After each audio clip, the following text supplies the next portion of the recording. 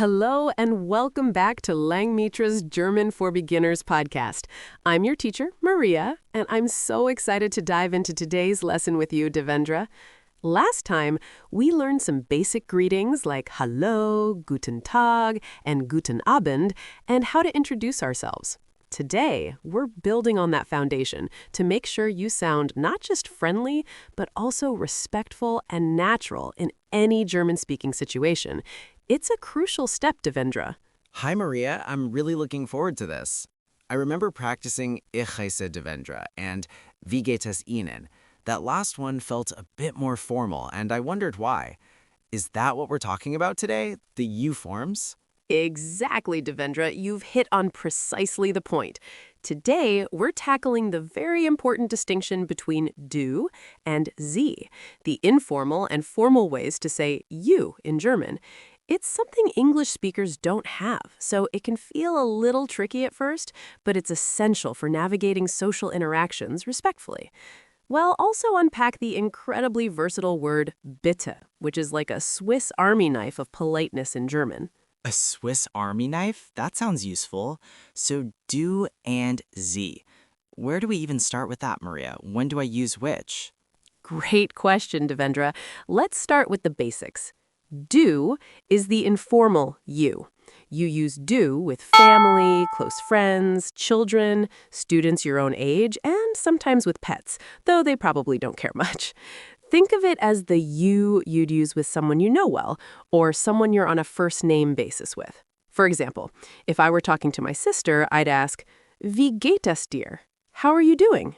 Notice the dir instead of du. That's the dative form, which we'll touch on more later, but it directly corresponds to du. Can you try saying du for me? Do. Like do in English? Almost perfect, Devendra. It's a bit shorter, more like do, but with a quicker, crisper oo sound. Do. Excellent! Now, Sie, pronounced Z, is the formal you. This is your default for pretty much everyone else. Strangers, people older than you, people in positions of authority like police officers or your boss, service staff in shops or restaurants, and anyone you're meeting for the first time. It's a sign of respect. So if you're asking a stranger for directions or speaking to a hotel receptionist, you would use Sie. And for the dative form, it's Ihnen. So, wie geht es Ihnen? How are you doing? Formal. Can you try Sie and Ihnen? Sie.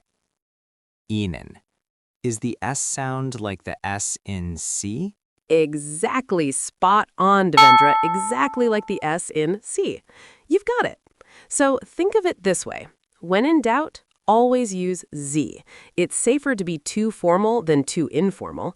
Using du incorrectly with someone you should address formally can be seen as disrespectful, whereas using Sie when du might have been appropriate is rarely offensive. It just means you're being polite. Devendra, can you give me a situation where you would definitely use Sie? Okay. So if I'm checking into a hotel and I'm talking to the person at the front desk, I would use Sie, right, Maria? Absolutely right, Devendra. Perfect example. That's a classic Sie situation. You don't know them, they're providing a service, and it's a professional setting. Now, what about if you're talking to a small child, say asking them their name in a park? A small child. I use du, right? Like, wie heißt du? What's your name? Informal. Precisely. Excellent, Devendra. You're grasping the core concept very quickly. Let's try a quick role play. Imagine you're at a train station in Germany and you need to ask a stranger where the platform for Berlin is. How would you approach them using the correct you form? Okay, so a stranger, definitely Sie. I'd start with Entschuldigen Sie bitte. Excuse me, please. And then ask my question. Is that a good start, Maria? That's a fantastic start, Devendra. Entschuldigen Sie bitte is perfect. You're being polite and using the correct formal address. See how easily you're applying it? It's all about context. And speaking of bitte, let's move on to that incredible word. It's truly one of the most versatile words in German, and understanding its different uses will make you sound incredibly natural. I'm ready, Maria. You called it a Swiss Army knife. What does it do? Well, Devendra, bitte can mean at least 5 different things, depending on the context and intonation. Let's go through them. The most common one you'll probably encounter is please. So, if you want a coffee, you'd say, einen Kaffee bitte. A coffee, please. Can you try that? Einen Kaffee, bitte. So, like, bitte? Exactly, Devendra. You've got the pronunciation down. Now, bitte also means you're welcome. So, if someone says, Danke schön, thank you very much, you can reply with Bitte schön, you're welcome, or just bitte. It's like our you're welcome or no problem. Oh, that's interesting. So, Danke schön, Bitte schön. I like that. It flows nicely. It does, doesn't it? Now, imagine you didn't quite hear what someone said. You can simply say bitte with a questioning intonation, and it means pardon or excuse me. It's a polite way to ask them to repeat themselves. Try it with that upward inflection.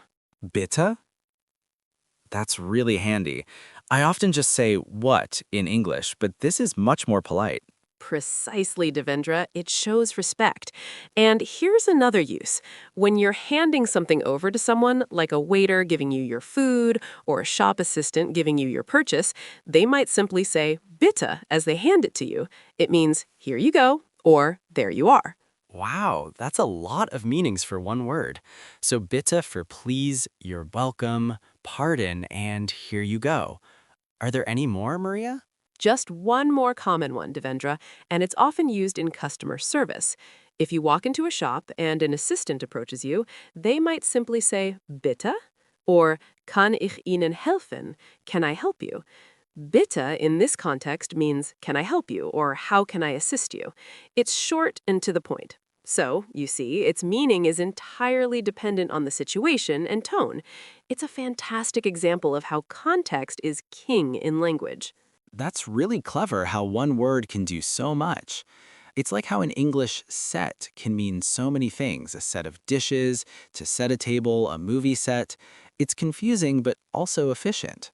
Exactly, Devendra. A perfect analogy. You're making those connections, which is fantastic for language learning. Now, let's talk a bit about the cultural side of du and sie. In Germany, the distinction is deeply ingrained in their social fabric. It's a reflection of respect, hierarchy, and social distance. While younger generations might be quicker to use du among themselves, especially in less formal settings like universities or certain workplaces, the sie form is still the default for initiating interactions with strangers or people you don't know well. It's always best to start with sie, unless explicitly invited to use du. So, how do you get invited to use do, Maria? Does someone just say, hey, you can call me do now? That's a great question, Devendra, and it's called the duzen offer. Usually the older person or the person in a more senior position will offer it. They might say something like, Wir können uns gerne duzen. We can gladly use du with each other. Or, Sollen wir nicht duzen? Shouldn't we use du with each other? It's often done in a relaxed setting, perhaps over a coffee or a drink, and it's a sign that the relationship is moving to a more familiar level. It's a big step in German social interactions. That's fascinating, Maria. In my culture, politeness is also very important, but we often use titles like sir or madame, or specific respectful terms based on age or profession, rather than a different form of you. English doesn't really have that do/z distinction at all, so this is a big mental shift for me. It is a big shift, Devendra, but you're doing wonderfully. Your awareness of how your own culture handles politeness really helps you understand the German context. It's not just about grammar, it's about understanding the unspoken rules of interaction. And remember, when you're learning new vocabulary and grammar points like these, it's incredibly helpful to review your study cards after the lesson. Langmitra has a great vocabulary section where you'll find these words, and practicing the pronunciation will really solidify your understanding. That's a good reminder, Maria. I'll definitely check out the Langmitra flashcards for do, sie, and all the bitte meanings. Excellent, Devendra. Now, let's bring it all together. Imagine you're lost in a German city and you need to ask a passerby for help. What would you say to get their attention politely, using Sie, and then how would you thank them if they helped you using Bitte? Okay, so I'd approach them and say, Entschuldigen Sie bitte. Excuse me, please. Then, if they helped me, I'd say Danke schön, and they would probably say Bitte schön back to me. Did I get that right, Maria? You absolutely nailed it, Devendra. That's a perfect, natural interaction showing respect and gratitude. You've clearly understood the power of Sie and the versatility of Bitte. I'm so impressed with your progress today. It shows that with a little practice and cultural insight, these seemingly complex concepts become intuitive. Thanks, Maria. It really helps when you explain the cultural reasons behind it. It makes it stick better than just memorizing rules. I'm glad to hear that, Devendra. Keep practicing these phrases in your mind and try to use them even if it's just in a mental.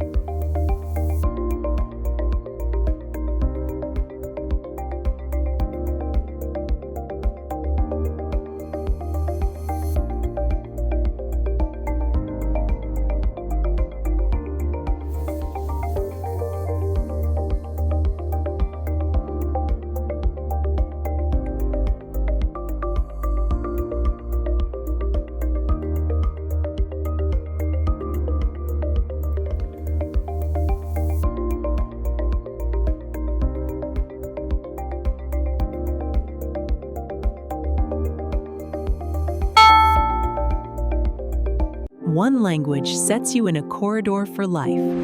Learn language with podcast. Subscribe.